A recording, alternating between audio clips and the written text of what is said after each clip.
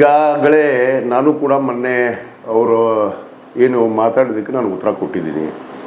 ನಮಗೆ ಅಶ್ಲೀಲ ಪದವನ್ನು ಬಳಸುವಂಥ ಒಂದು ಸಂಸ್ಕಾರದಲ್ಲಿ ನಾವು ಜನಿಸಿಲ್ಲ. ನಾವು ಇವತ್ತು ಒಂದು ಪವಿತ್ರವಾದ ಕ್ಷೇತ್ರ, ಅದು ಅಣ್ಣ ಬಸವಣ್ಣನವರ ಒಂದು ವಿದ್ಯಾಭೂಮಿ ಮತ್ತು ಐಕ್ಯ ಭೂಮಿಯಲ್ಲಿ ನಾವು ಜನಿಸಿದ್ದೀವಿ. ಇವತ್ತು ಇವರು ಹೇಳಿರುವಂಥ ಮಾತುಗಳನ್ನು ನಾವು ಕೇಳಿದ್ರೆ ಆಶ್ಚರ್ಯ ಅನಿಸುತ್ತೆ. ಇವರು ಯಾವ ಒಂದು ಅವ್ರು ಅಲ್ಲಿ ಹುಟ್ಟಿದ್ರು, ಅವ್ರ ಹೆಸರು ಇದಿರಲಿಲ್ಲ, ಇವರು ಎಲ್ಲಿ ಹುಟ್ಟಿದ್ರು, ಅವ್ರ ಅಪ್ಪಗೆ ಹುಟ್ಟಿದ್ರು ಅಂತನೋ ಮಾತುಗಳನ್ನು ಏನು ಇವತ್ತು ಯತ್ನಾಳ್ ಅವರು ಮಾತಾಡ್ತಾ ಇದ್ದಾರೆ. ಇವರು ಬಹುತೇಕ ನನಗೆಲ್ಲೋ ಅನಿಸುತ್ತೆ ಇವರು ಎಲ್ಲಿ ಯಾವ ಜನಾಂಗದಲ್ಲಿ ಜನಿಸಿದ್ರು ಅನ್ನೋದು ನನಗೊಂದು ಇವತ್ತು ಸಂದೇಹ ಪ್ರಾರಂಭ ಆಗಿದೆ. ಯಾಕಂದರೆ ಇವರು ಲಿಂಗಾಯತ ಧರ್ಮದಲ್ಲಿ ಜನಿಸಿದವರು ಅಥವಾ ಬೇರೆ ಧರ್ಮದಲ್ಲಿ ಜನಿಸಿದವರು ಅಥವಾ ಏನು ಇವರು ಸಂಸ್ಕಾರನೇ ಹೀಗಿತ್ತೋ ಅಥವಾ ಇವರು ಕಲಿಸಿದ ಪಾಠ ಕಲ್ಕೊಂಬಂದಿದ್ದೋ ಇದು ಇದೆಯೋ ಅನ್ನೋದು ನನಗೆ ಸ್ವಲ್ಪ ಸಂದೇಹ ಆಗ್ತಾಯಿದೆ. ಇವತ್ತೇನು ನನ್ನ ಬಗ್ಗೆ ಶಿವಾನಂದ ಪಾಟೀಲ್ ಅವ್ರ ಬಗ್ಗೆ ನಮ್ಮ ತಂದೆಗೆ ಹುಟ್ಟಿದೀವೋ ಇಲ್ಲೋ ಅನ್ನೋ ಪ್ರಶ್ನೆ ಮಾಡಿದ್ದಾರೆ. ಆ ತಂದೆಗೆ ಹುಟ್ಟಿದೀವೋ ಇಲ್ಲೋ ಅನ್ನೋದನ್ನು ಜನ ಇವತ್ತು ತೀರ್ಮಾನ ಮಾಡಿ ನಮಗೊಂದು ಅಧಿಕಾರ ಅಂತ ಕೊಟ್ಟಿದ್ದಾರೆ. ಅವರು ಕೂಡ ಇವತ್ತು ಘನ ಸರ್ಕಾರದ ಸಚಿವರಿದ್ದಾರೆ. ನಾನು ಕೂಡ ಶಾಸಕನಾಗಿ ಕೆಲಸ ಮಾಡ್ತೀನಿ.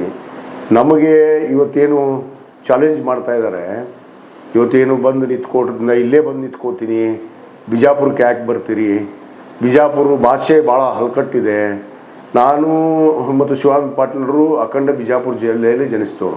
ನಮ್ಗೆ ಗೊತ್ತಿದೆ ಏನು ಸಂಸ್ಕಾರದಲ್ಲಿ ಬೆಳೆದಿದ್ದೀವಿ ಅಂತ.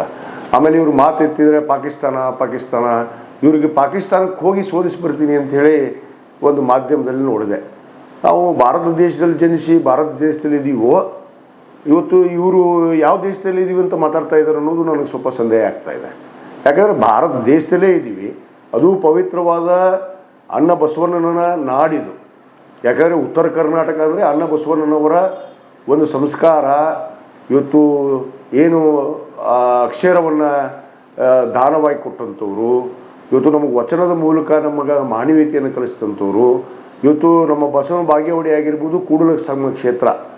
ಇವತ್ತು ಇವು ಪಾಕಿಸ್ತಾನ ಅಂದರೆ ಇಲ್ಲಿ ಜನ ಹಿಂದೂಗಳು ಮತ್ತು ಮುಸ್ಲಿಮ್ಗಳು ಎಲ್ಲ ಜನಾಂಗ ಜಾತಿಯವರು ಇದ್ದೀವಲ್ಲ, ಅಂದರೆ ಇಲ್ಲಿ ಪಾಕಿಸ್ತಾನಕ್ಕೆ ಹೋಲಿಸ್ತಾರೆ. ಅಂದರೆ ಇಲ್ಲಿ ಎಲ್ಲ ಹಿಂದೂಗಳು ಇರೋಂಥವ್ರು ಏನು ಮುಸ್ಲಿಮರ, ಏನು ಶಿವಾನಂದ ಪಾಟೀಲ್ ಅವ್ರ ಮತಕ್ಷೇತ್ರ ಆಗಿರ್ಬೋದು, ನನ್ನ ಮತಕ್ಷೇತ್ರ, ಪಾಕಿಸ್ತಾನಕ್ಕೆ ಹೋಗಿ ಸೋಲಿಸಿ ಬರ್ತೀನಿ ಅಂತ ಹೇಳ್ತಾರೆ ಅವರು. ಪಾಕಿಸ್ತಾನನ ನಮ್ಮ ಹುಣಗುಂದ ಮತಕ್ಷೇತ್ರ, ಬಸವನ ಬಾಗೇವಾಡಿ. ಒಂದು ಬಸವಣ್ಣನವರ ಏನು ಜನ್ಮ ಆಗಿರುವಂಥ ಇಂಗ್ಲೇಶ್ವರ, ಅದು ಬಸವನ ಬಾಗೇವಾಡಿ ತಾಲೂಕು. ಕೂಡಲ ಸಂಗಮ ವಿದ್ಯಾಭೂಮಿ ಮತ್ತು ಅವರ ಐಕ್ಯ ಭೂಮಿ ಅಂತ ನಾವು ಹೇಳ್ತೀವಿ. ಇವತ್ತು ಒಂದು ಕಡೆ ಮಾಡಬೇಕು ಅನ್ನೋದು ಒಂದು ಸರ್ಕಾರದ ಒಂದು ನಿಲುವು. ಮಾನ್ಯ ಮುಖ್ಯಮಂತ್ರಿಗಳು ಕೂಡಲ ಸಂಗಮ ಕ್ಷೇತ್ರ ಇವತ್ತು ಬಹಳಷ್ಟು ಈ ದೇಶದಲ್ಲೇ ಒಂದು ಅತ್ಯಂತ ಅಂತಾರಾಷ್ಟ್ರೀಯ ಮಟ್ಟದಲ್ಲಿ ಬೆಳವಣಿಗೆ ಆಗಿದೆ. ಆ ಬೆಳವಣಿಗೆ ಆದ ಕ್ಷೇತ್ರದಲ್ಲಿ ಇವತ್ತು ಬಸವ ಜಯಂತಿ ಮಾಡಿದರೆ ಅದಕ್ಕೊಂದು ಮೆರಗು ಬರುತ್ತೆ. ಅದು ಸತ್ಯ. ಇಲ್ಲಿ ಶರಣರು ನಡೆದಾಡಿದ್ದು ಇವತ್ತು ಬಸವನ ಬಾಗೇವಾಡಿ ಅಲ್ಲ, ಬೇರೆ ಅಲ್ಲ, ಕೂಡಲ ಸಂಗಮ ಬೇರೆ ಅಲ್ಲ, ಅಥವಾ ಬಸವ ಕಲ್ಯಾಣ ಕೂಡ ಬೇರೆ ಅಲ್ಲ. ಈ ಮನುಷ್ಯನಿಗೆ ಸಹಜವಾಗಿ ಎಲ್ಲದಕ್ಕೂ ಟೀಕೆ ಮಾಡೋದು, ಅವರಿಗೆ ಅಶ್ಲೀಲ ಶಬ್ದಗಳನ್ನು ಬಳಸೋದು, ಅವಮಾನ ರೀತಿಯಲ್ಲಿ ನಮ್ಮನ್ನು ಕೆಣಕುವಂಥ ಕೆಲಸ ಮಾಡ್ತಾ ಇದ್ದಾರೆ. ನಾವು ಕೆಣಕುವಂಥವ್ರು ಅಲ್ಲ. ನಾವು ಅದಕ್ಕೆ ಹೇಳ್ತೀವಲ್ಲ, ಬಸವ ತತ್ವದ ಅನುಯಾಯಿಗಳು, ಬಸವಣ್ಣನ ಒಂದು ಪವಿತ್ರ ಭೂಮಿಯಲ್ಲಿ ಜನಿಸಿದ್ದೀವಿ. ನಾವು ಪದೇ ಪದೇ ಇಂಥ ಶಬ್ದಗಳಿಗೆ ನಾವು ಉತ್ತರ ಕೊಡೋಕ್ಕೆ ಕೊಡಲ್ಲ. ಯಾಕಂದರೆ ಸಮಾಜ ಜನ ಬೇಜಾರಾಗ್ತಾ ಇದ್ದಾರೆ, ಯಾಕೆ ಈ ರೀತಿ ಮಾತಾಡ್ತಾ ಇದ್ದೀರಿ ಅನ್ನೋದಕ್ಕೆ. ಅದಕ್ಕೆ ನಾನು ನಮ್ಮ ಎಲ್ಲ ಪಂಚಮಸಾಲಿ ಸಮಾಜ ಇರ್ಬೋದು, ಎಲ್ಲ ಲಿಂಗಾಯತ ಒಳಪಂಗಡಗಳ ಸಮಾಜಗಳಿಗೆ ಇರ್ಬೋದು, ನಮ್ಮ ಸಂಸ್ಕಾರ ಇದು ಅಲ್ಲ. ನಾವು ನಮ್ಮದೇ ಆದ ಧರ್ಮ ಇದೆ. ಅಣ್ಣ ಬಸವಣ್ಣನವರು ನಮ್ಮ ಧರ್ಮಕ್ಕೆ ಕೊಟ್ಟಿದ್ದಾರೆ. ಇವರು ಲಿಂಗಾಯತ ಧರ್ಮದಲ್ಲಿ ಜನಿಸಿ, ಪಂಚಮಸಾಲಿ ಸಮಾಜದಲ್ಲಿ ಜನಿಸಿ, ಇವರು ಹಿಂದೂ ಅಂತ ಹೇಳ್ಕೊಂಡು ಹೊರಟಿದ್ದಾರೆ. ಹಿಂದೂ ರಾಷ್ಟ್ರ ಇವತ್ತು ಜಾತ್ಯತೀತ ರಾಷ್ಟ್ರದಲ್ಲಿ ನಾವು ಇದ್ದೀವಿ. ನಾವೆಲ್ಲರೂ ಕೂಡ ಅಣ್ಣತಮ್ಮಂದರಾಗಿ ಇವತ್ತು ಈ ದೇಶವನ್ನು ಕಳೆದ 76 ವರ್ಷಗಳಿಂದ ನಾವು ಇಲ್ಲಿ ಪವಿತ್ರವಾದ ಡಾಕ್ಟರ್ ಬಾಬಾ ಸಾಹೇಬ್ ಅಂಬೇಡ್ಕರ್ ಅವರು ಕೊಟ್ಟಿರುವಂಥ ಆ ಸಂವಿಧಾನದ ಅಡಿಯಲ್ಲಿ ನಾವೆಲ್ಲರೂ ಒಂದೇ ತಂದೆ ತಾಯಿ ಮಕ್ಕಳಾಗಿ ನಾವು ನಡೀತಾ ಇದ್ದೀವಿ. ಈಗಾಗಲೇ ಮಾನ್ಯ ಶಿವಾನಂದ ಪಾಟೀಲ್ ಅವರು ರಾಜೀನಾಮೆಯನ್ನು ನೀಡಿದ್ದಾರೆ. ನಾನಂತರೂ ಭಾಳ ಸ್ಪಷ್ಟವಾಗಿ ಹೇಳಿದ್ದೀನಿ, ರಾಜೀನಾಮೆ ಕೊಡೋದಕ್ಕೆ ಇವನಿಗೆ ಯಾವುದೇ ನೈತಿಕ ಹಕ್ಕಿಲ್ಲ ನಮ್ಮನ್ನು ಕೇಳೋದಕ್ಕೆ. ಇವನಿಗೆ ಪಕ್ಷದಿಂದ ಕಿತ್ತಿ ಉಚ್ಚಾಟನೆ ಮಾಡಿದ್ದಾರೆ. ಇವನು ಪ್ರಾಮಾಣಿಕವಾಗಿ ಯಾವ ಪಕ್ಷದ ಒಂದು ಅಡಿಯಲ್ಲಿ ಸಿದ್ಧಾಂತದಲ್ಲಿ ಬೆಳೆದು ಒಂದು ಪಕ್ಷದ ಬಿಫಾರ್ಮನ್ನು ತೆಗೆದುಕೊಂಡು ಗೆದ್ದಿದ್ರು, ಆ ಪಕ್ಷ ಇವತ್ತು ಉಚ್ಚಾಟನೆ ಮಾಡಿದೆ. ಆ ಪಕ್ಷಕ್ಕೆ ಫಸ್ಟ್ ರಾಜೀನಾಮೆ ಕೊಡಬೇಕು ಇವರು. ನಾನು ಬರ್ತೀನೋ ನಿಲ್ಲಕ್ಕೆ ಇವನು ಬರೋದು ಬೇಡ, ಇಲ್ಲಿ ಬರೋದು, ಇಲ್ಲಿ ಇವ್ನಿಗೆ ಹಿಂದೂ ಕೂಡ ನಾವು ಏನೇನು ಸಹಾಯ ಮಾಡಿದ್ವಿ ಅನ್ನೋದು ಗೊತ್ತೈತಿ, ಜನಕ್ಕೆ ಗೊತ್ತೈತಿ. ಇವತ್ತು ಅದನ್ನು ಅರಿವಿಟ್ಕೊಂಡು ಮಾತಾಡ್ಬೇಕು.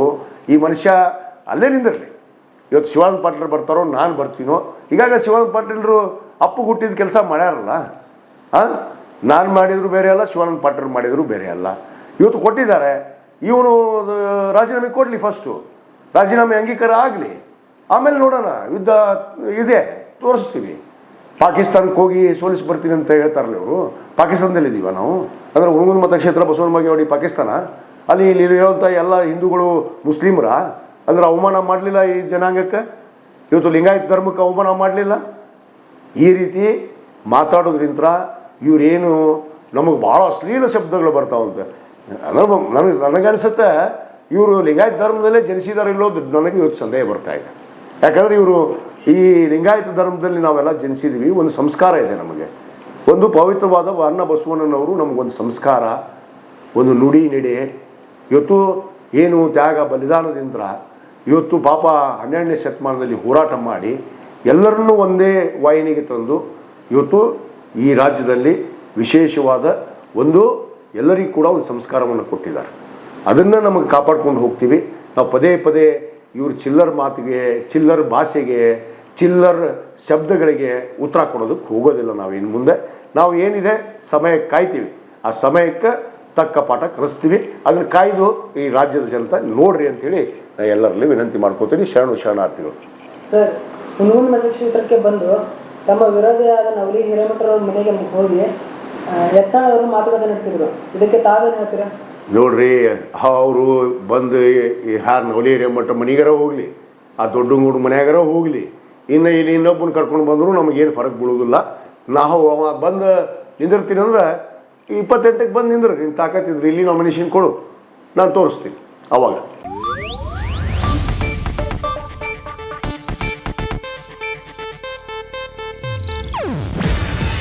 ಇದು ಏಷ್ಯಾನೆಟ್ ನ್ಯೂಸ್ ನೆಟ್ವರ್ಕ್ ಪ್ರಸ್ತುತಿ. ನೀವು ನೋಡ್ತಿದ್ದೀರಾ ಏಷ್ಯಾನೆಟ್ ಸುವರ್ಣ ನ್ಯೂಸ್.